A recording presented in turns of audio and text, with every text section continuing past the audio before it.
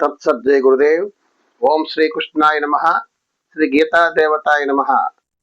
భగవద్గీత 13వ అధ్యాయము క్షేత్ర విభాగ యోగములో 25వ శ్లోకాన్ని పరమాత్మ తెలియజేస్తున్నారు. దీని విషయం ఏమిటంటే, అనేక రకాలైనటువంటి సాధనలు చేస్తూ ఉంటారు.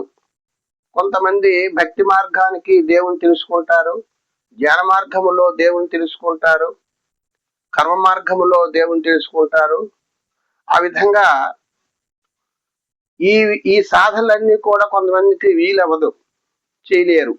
ధ్యానం చేయలేరు, భక్తి మార్గానికి వెళ్ళలేరు, కర్మ మార్గానికి వెళ్ళలేరు. ఈ పరమాత్మ, కృష్ణ పరమాత్మ ఏం చెప్తున్నాడంటే,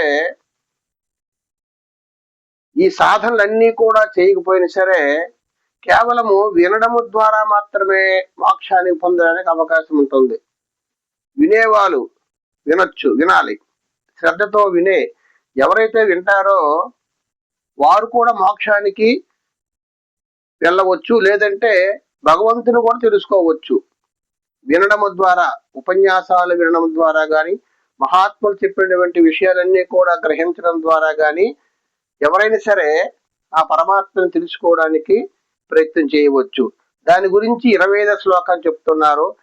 అన్యే త్వామాజంతః శ్రుత్వాన్యేభ్యః ఉపాసతే తేపి చ అతితరం చేవ మృత్యుం శృతిపరాయణః.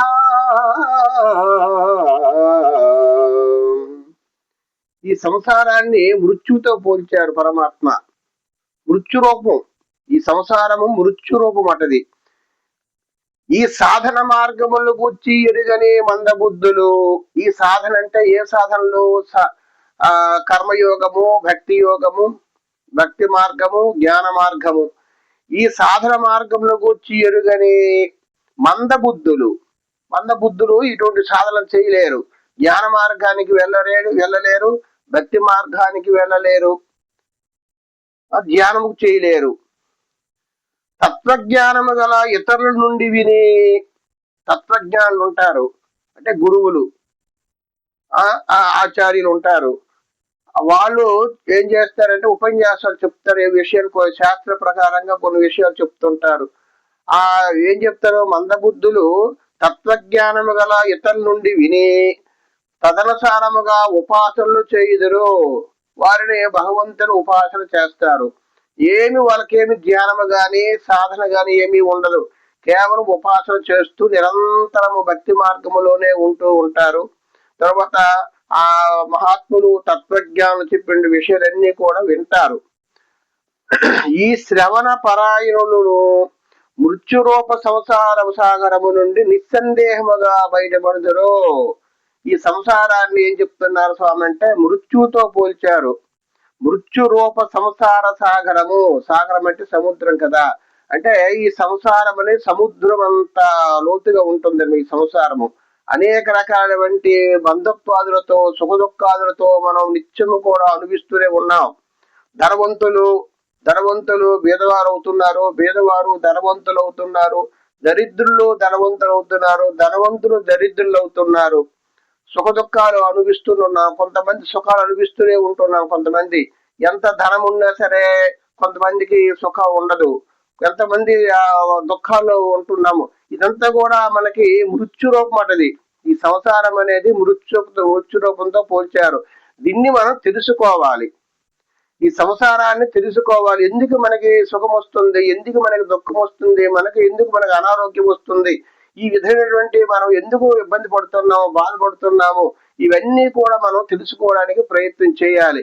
ప్రయత్నం చేయాలంటే ఎవరైనా సరే తత్వజ్ఞానులు మనకి గురువుల ద్వారా మనకి ఈ విషయాలని చెప్తూ ఉంటారు. వారు చెప్పిన విషయాలను మనం గ్రహించి ఆచరించాలి. వింటున్నాము, వినే ప్రతి విషయం కూడా ఆచరించాలి, ప్రయత్నం చేయమన్నారు అనమాట.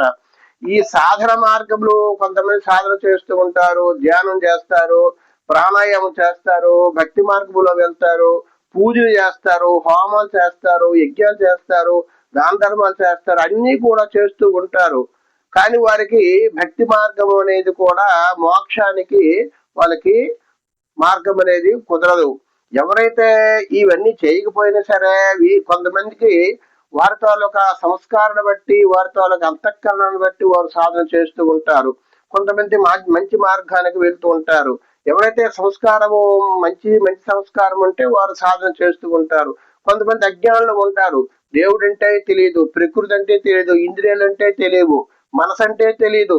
ఎంతవరకు అంటే కష్టపడుతూ ఉంటారు, సాధన చేస్తూ ఉంటారు, కష్టపడుతూ ఉంటారు, ఆహారం తీసుకుంటూ ఉంటారు, బ్రతుకుతూ జీవిస్తూ ఉంటారు. చాలా మందికి ఏంటంటే పూర్వజన్మ సుకృతాన్ని బట్టి ఈ సాధన వస్తూ ఉంటాయి. ఈ సాధన ఎవరంటే ఏ సాధన చేయకపోయినా వినడము ద్వారా, ఎవరు చెప్పినా మొదట మనం వినాలి.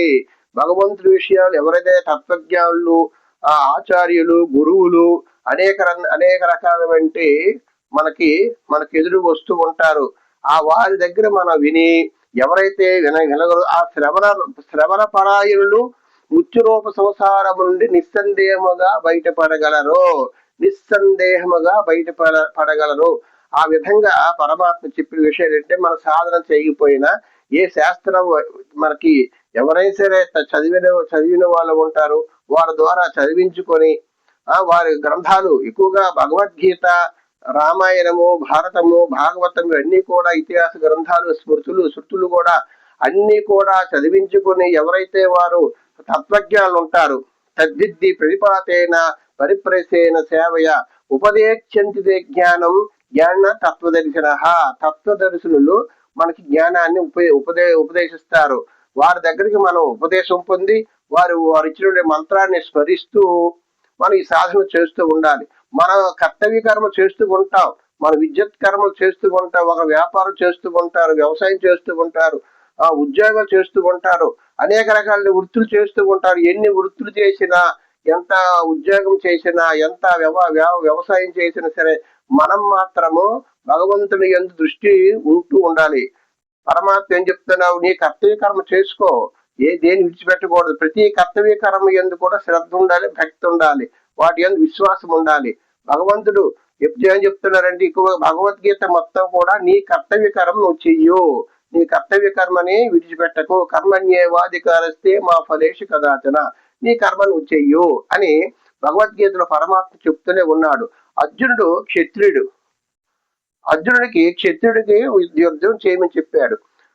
కాబట్టి మన విద్యుత్ కర్మలు, మన ఉద్యోగం చేస్తున్నాం, వ్యాపారం చేస్తున్నాం, అనేక రకాలైనటువంటి కర్తవ్య కర్మ చేస్తూ ఉన్నాం. ఎవరి కర్తవ్య కర్మలు వారు శ్రద్ధతో, భక్తితో, ధర్మంగా, స్వచ్ఛంగా ఎవరైతే చేస్తారో వారు ముక్తిని పొందుతారని పరమాత్మ చెప్తున్నారు. కాబట్టి మనం ఏ సాధన చేయకపోయినా సాధననే చేసే వాళ్ళు చేస్తారు. జ్ఞాన మార్గం వెళ్తారు, భక్తి మార్గం వెళ్తారు, ధ్యానం చేస్తారు, జపం చేస్తారు, అనేక రకాలు చేస్తారు. కొంతమంది అవి కూడా చేసే అవకాశం కొంతమందికి ఉండదు. కాబట్టి వినడము ద్వారా స్వామి ఏం చెప్తున్నాడు, శ్రవణ పరాయణులు మృత్యురూప సంసారము నుండి మృత్యురూప సంసార సాగము నిస్సందేహముగా బయటపడుదురు. మనకు సంసారం ఉంటుంది, భార్య ఉంటుంది, పిల్లలు ఉంటున్నారు, అన్ని రకాల గృహస్థ ధర్మాలు పాటిస్తూ ఉంటాం. అది ఏం చేశారు స్వామి ఏం చెప్పారంటే, అది మృత్యు రూపం చెప్తున్నారు. సాగరము, సముద్రం అంత సంసారం ఇది. ఎలాగైతే మనం ఇంత సముద్రాన్ని కూడా ఒక పడవతో ఏ విధంగా అయితే మనం అవతల వెళ్తున్నామో ఆ విధంగా భక్తి, శ్రద్ధ, విశ్వాసముతో, దేవుని యందు భక్తితో ఆ విధంగా ఈ సంసారాన్ని మనము అవలీలగా దాటగలము అని పరమాత్మ తెలియజేశారు. కాబట్టి మనము భగవంతుడు చెప్పిన విషయాలన్నీ కూడా గ్రహించి ఆచరించడానికి మనం ప్రయత్నం చేయాలని భగవద్గీతలో పరమాత్మ తెలియజేశారు. హరి ఓం తత్సత్. జై గురుదేవ్. సర్వే జనా సుఖినో భవంతు. ఓం శాంతి శాంతి శాంతి.